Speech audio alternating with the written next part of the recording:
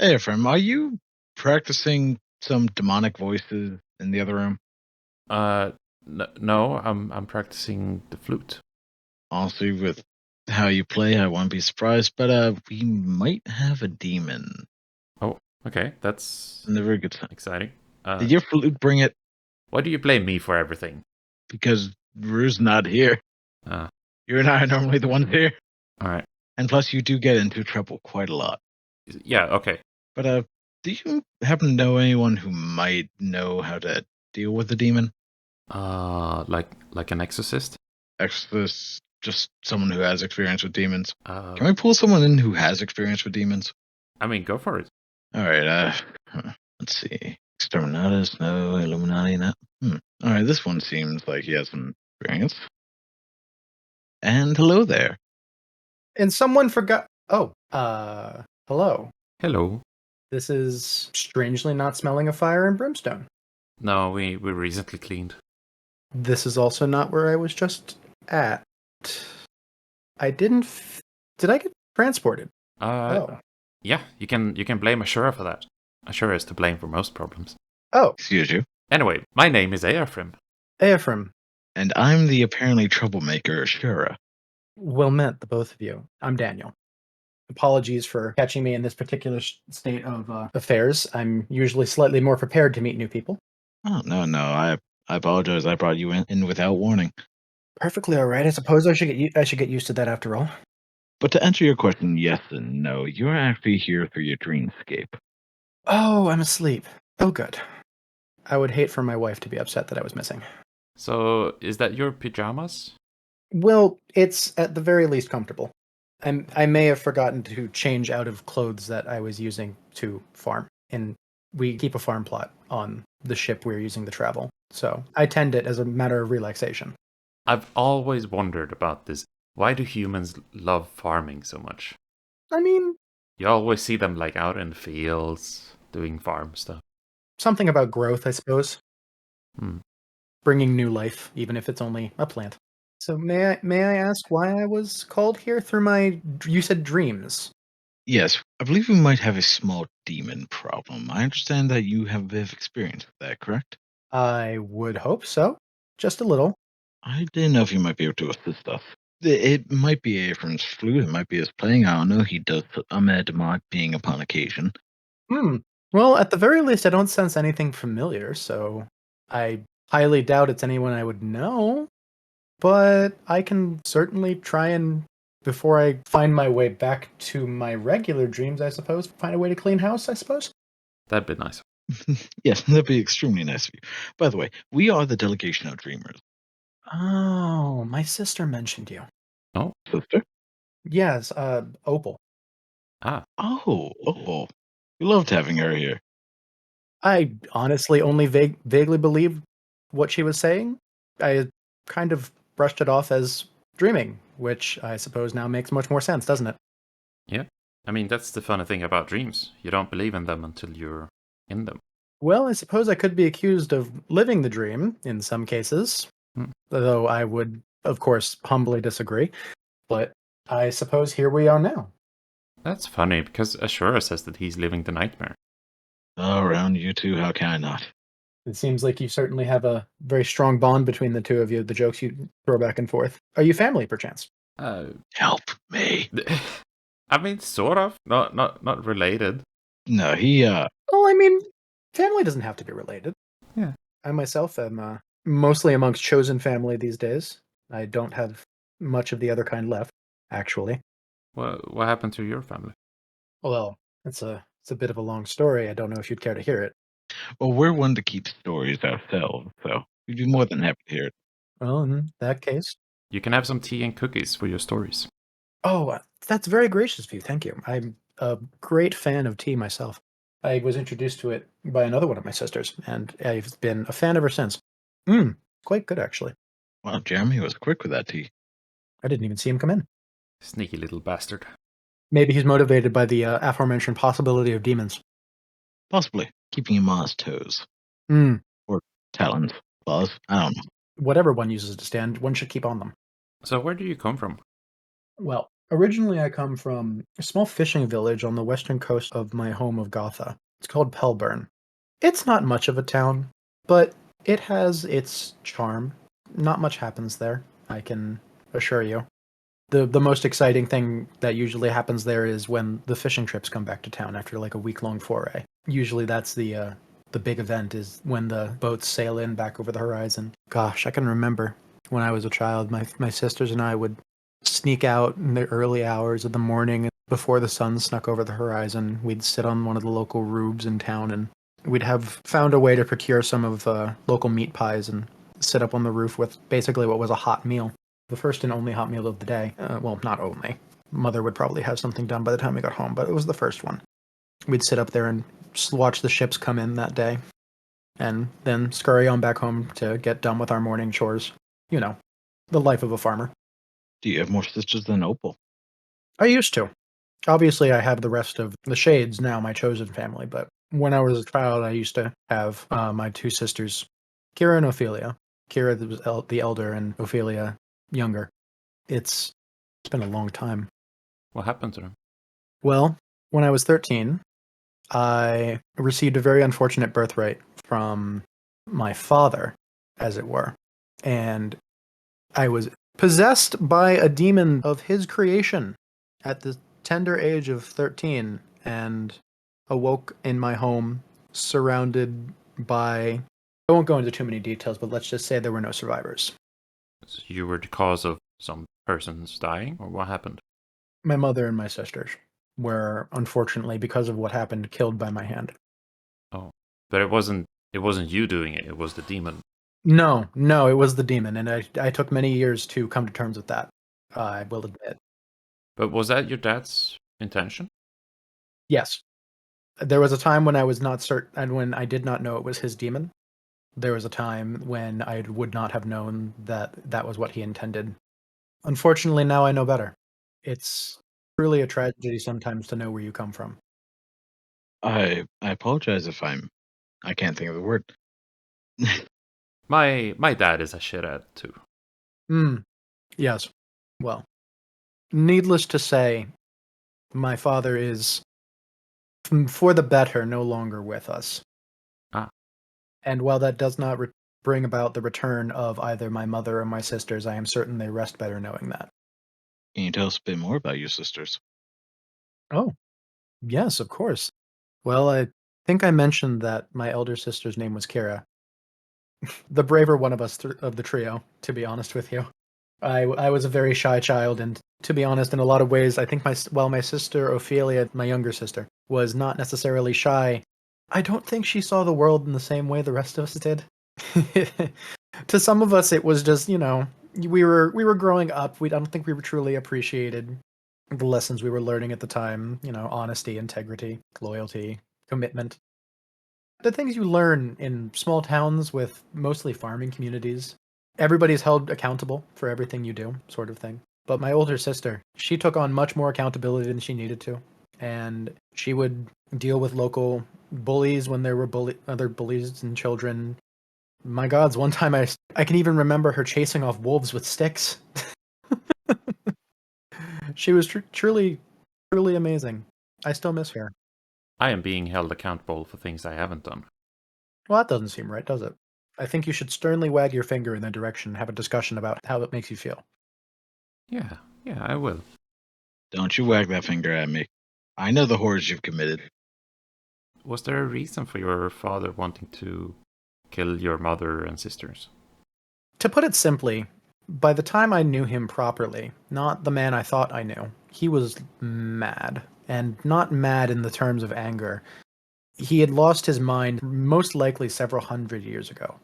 I have no comprehension truly of how old he really is, but I know that the only remaining trace of some of the things he did were stories told to children as cautionary tales that had been in circulation for God's thousands of years. I can scarcely comprehend living that long myself. And I've been told I'm going to, considering who I married, but it still boggles the mind anything living that long. He grows on some people. I imagine. But I feel like he outstayed his welcome. Once upon a time, I more than likely would have been proud to call myself his son. He was, by all accounts in the children's tales, a hero of some renown. While that does not excuse any of the things he has done, it certainly provides a very unfortunate backlight to highlight the horrors he has committed since. From what I recall of the children's tale, he lost his first wife and his first child to a sickness. As the story goes, he climbed up the mountains that would allow him to get to the throne of the gods. And he would beg and he would plead and he would beg and he would plead, and this would be over and over and over and over again. And every time he would make it to the top of that mountain, they would tell him no, that there was nothing they could do, that what happened was natural and could not be reversed. And at one point, I can only assume, finally he grew fed up and tired of gods not giving back to their worshippers and not seemingly caring about mortal lives. And so he set out on a quest of vengeance and learned great and terrible magics and did what many would think is impossible and began to kill them.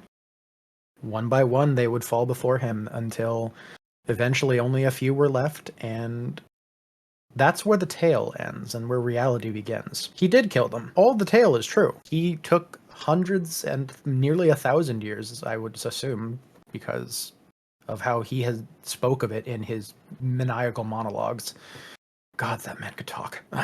Infuriating, truly. He did kill 8 of the 12 gods of Gotha. Oh. Apparently, he had banished the remainder, because at the time, between his wounds and his waning power, he could no longer fight them. And so he banished them beyond the veil instead. Which had the terrible side effect, apparently, of depriving Gotha of all divine power. Oh, so there's like no spell casting or stuff? It was all arcane in nature, from what I understand. I didn't really have a lot of understanding of all the magical mechanics, as it were, the magical machinations of the planes and the flow of Arcanum. And I'm a simple man. I grew up a farmer for the first 13 years of my life, and for the next 12 after that, I spent wandering the fringes of civilization without much context as to how magic worked. I'm still only a novice, really, myself, as to how the whole thing functions.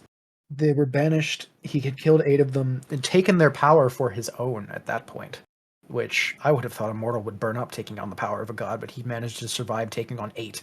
Good lord. And then banishing the rest. And banishing the rest.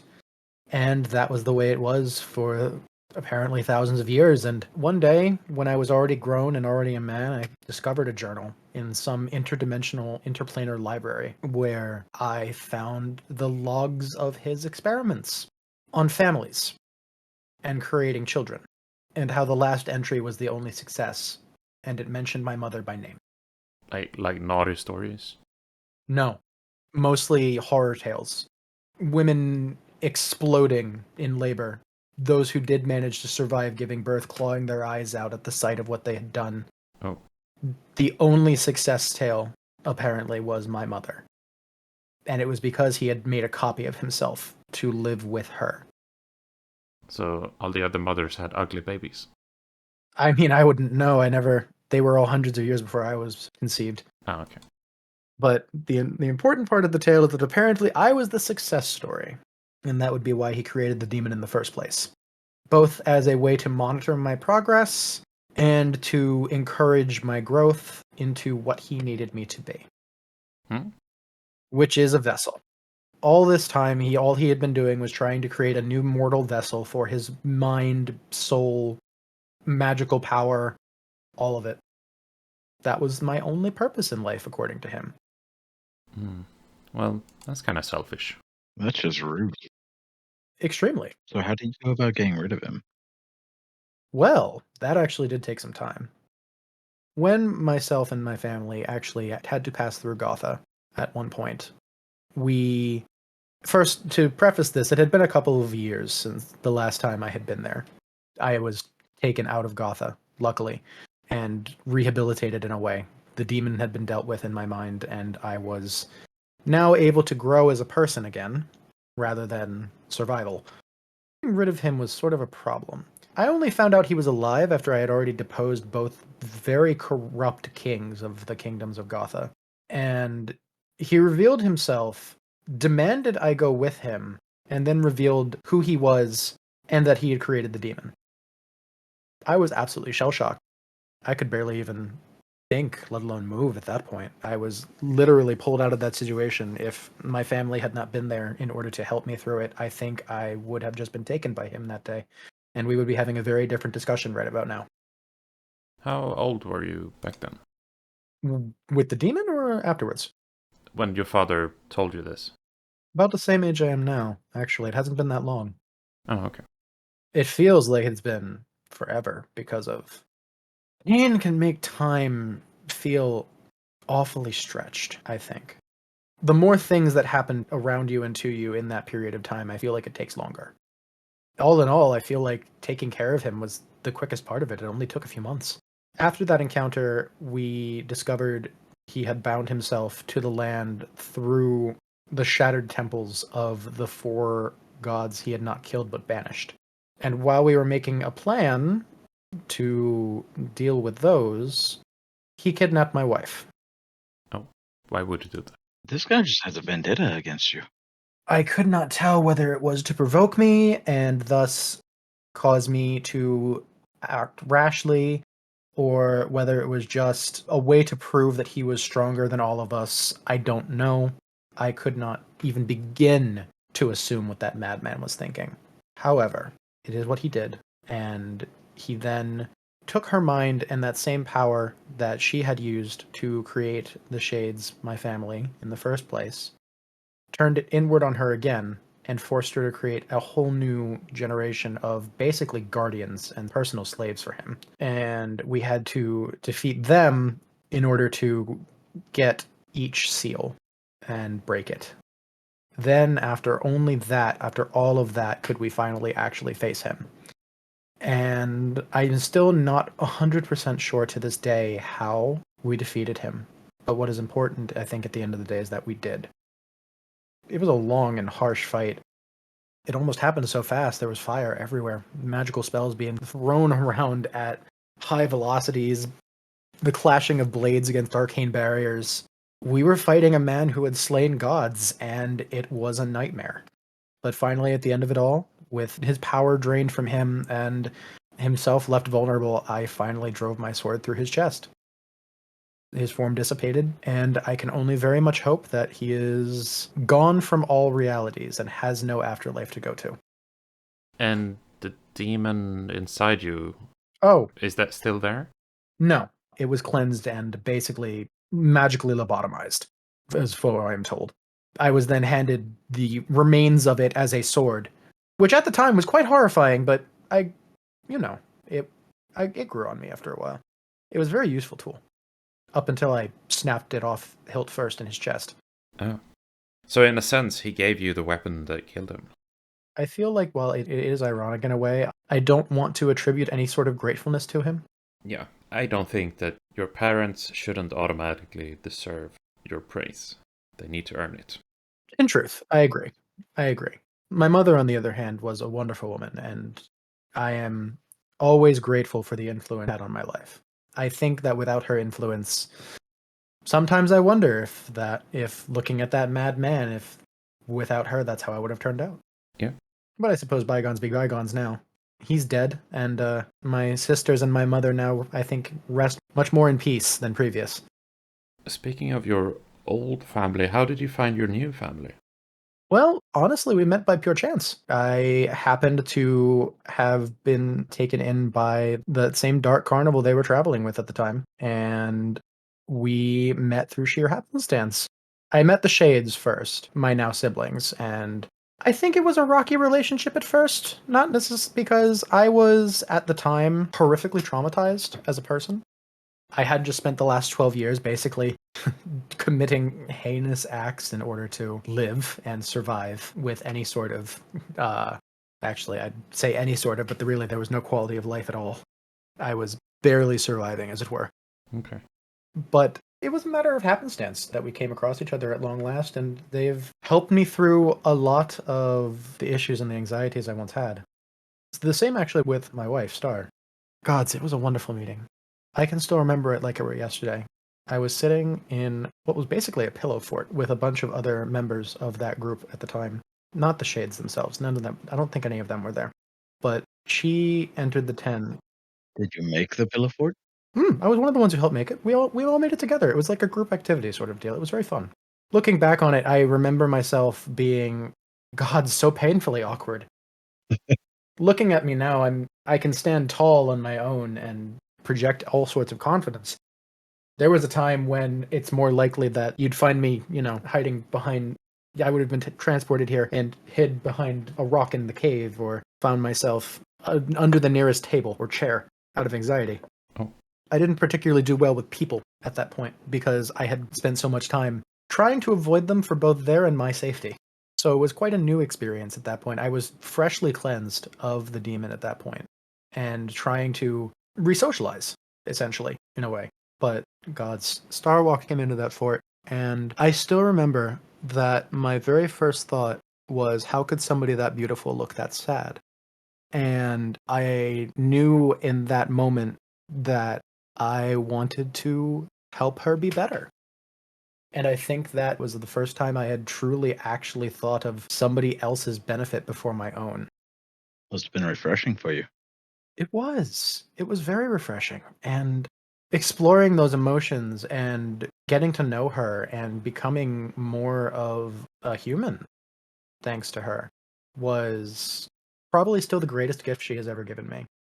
And the family I now have because of not only the relationship I have with her, but also the siblings of choice and the relationships I have with them now, I think is easily one of the greatest influences I could say on the man I am today.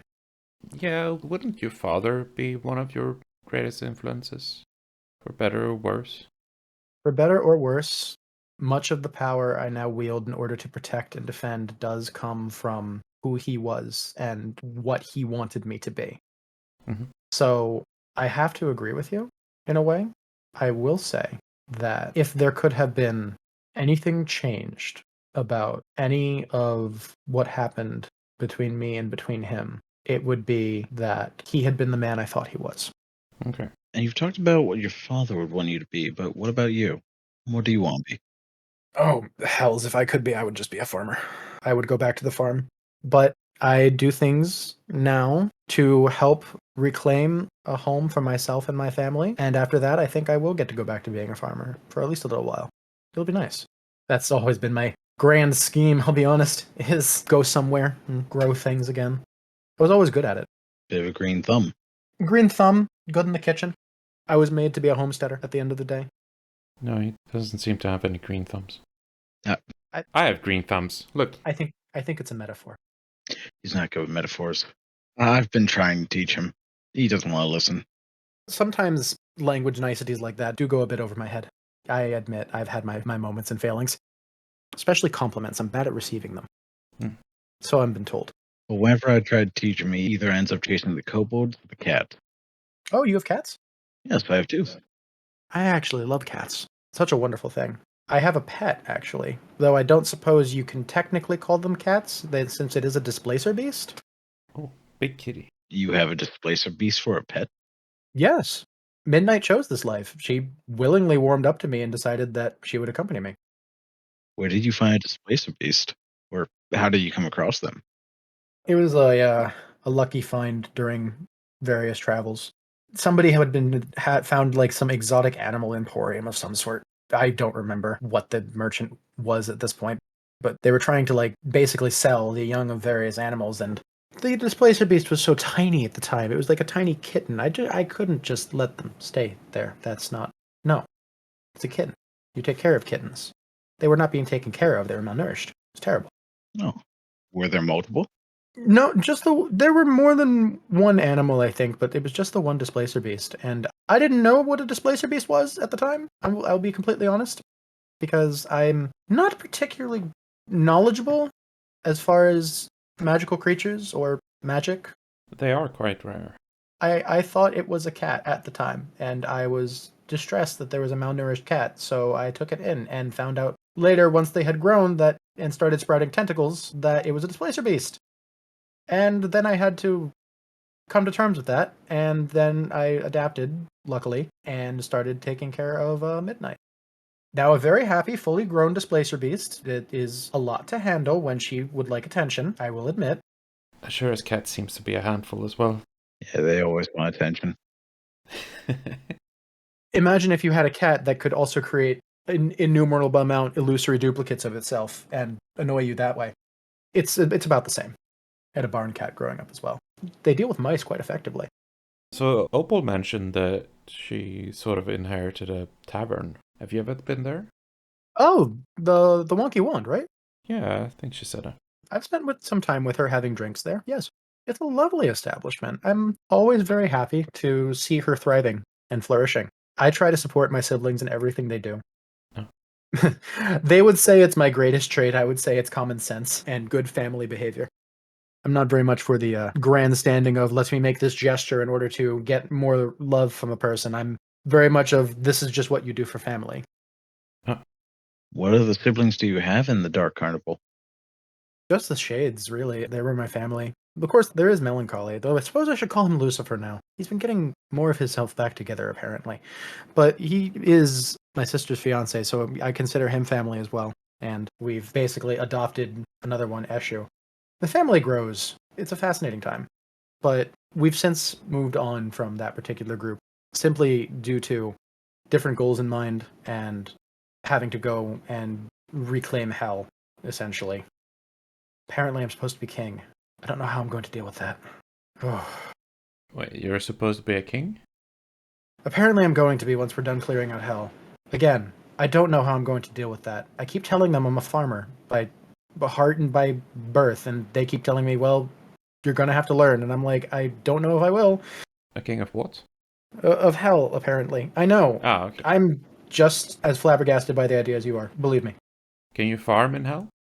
I'm told that with magic anything is possible, but I keep saying that the brimstone's not good for the soil. Hmm. It's really not. Sulfur's very bad for soil, actually. Maybe you just haven't found the right crops. You know, that's probably a good idea. Potatoes can grow almost anywhere. It's very hard to mess up a potato. Who doesn't love a good baked potato? What my mother taught me to do a million and one different things with potatoes. Oh. Aye. Name 10,000. Name 10,000? How much more time am I allowed to be here while dreaming? Well, am I waking up anytime soon?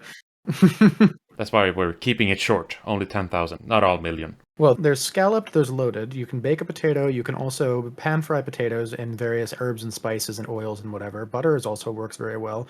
You can cut them into fries and use them that way. You can take like tiny little, the little baby potatoes. You can take those, and if you take like a spatula or a fork, you boil them slightly and then smush them in a pan and add some onions and various spices. But it's not really ethical to eat the babies. That's very true, but they're full-grown baby potatoes, which is always such a weird one to me. But yeah, I've been told that I'm a full-grown baby as well. as long as you're comfortable with that, I suppose, at the end of the day. I'm never one to judge people's lifestyles or lives. I have too much in my past in order to pass judgment on others. Okay. Everybody has their moments, even if you're a full-grown baby, apparently. Do you think that you'll be able to undo the harm that your father did to the world? Well, or at least make up for it? Some of it can be undone. Some of it already is being undone. With his death and the breaking of the seals, we were very fortunate to be able to return the remaining deities to the world. So they're able to repair some of the harm that was caused by their absence slowly. It could take only they know how many years, but there will come a time when the future of Gotha will not be marked by a lack of divinity, and I am very grateful to have done that. As far as the harm he has done emotionally and mentally to both myself and my family, I suppose only time will tell. Some are better at forgiveness than others. Some are better than moving on. I cannot claim to be either of those. I'll say that much. It will be a long time. And how are you dealing with your demon? Demon that was lobotomized? Well, now it's long gone, luckily. Apparently, snapping that sword off in his chest consumed both him and the demon. So, as far as I know, both gone. Good to hear. Or you wouldn't happen to have another one of those swords around, would you? Well, no. I have a sword. I try not to use it terribly often, but I do have one. And I have magic as well. I try to use the gifts I have and the abilities I have and the ways I have learned in defense of my family for the most part. I'm not a violent person by nature. I don't believe in it. An ace sword, is that a sword that doesn't want to penetrate? I may have stumbled upon my words. It was a gift. It was actually a wedding present from somebody we used to know. He said it had a name at one point. I don't remember what the name was off the top of my head. But if it's a named sword, it must be good at something. Yeah, I mean, it has to be. It was very carefully sheathed and wrapped when he gave it to me. I'm assuming it was very important. It's been very effective thus far. Okay, well, that's good. And it is good at dealing with other demons. You know, not the ones that are in my family, but certainly the ones that we don't want to deal with. Oh, yeah. Maybe you can help us with our own demon problem with those powers. Sure, I can take a look and see is that... Well, now I smell sulfur. Oh, yeah, no, sorry, that's just me. Oh, okay. Well then, I can take a look and see if I can, dispose of that for you. I can certainly send it back to where I can deal with it more permanently. At the very least, it certainly won't bother you again by the time I leave. Oh, that's good. I feel like we're summoning people just to be our pest control nowadays. I've certainly been called upon to do much more menial things for less reason. Okay, but we do appreciate it. Of course. I'm very glad to be able to help. It's something I like doing. Helping, that is. If there's anything we can help you with, we'd be happy to do so. At the moment, I think myself and my family have most everything in hand. If I run into any particularly bad problems involving dreams, I'll be certain I'll know who to look for. Absolutely. Until then, have a good awakening.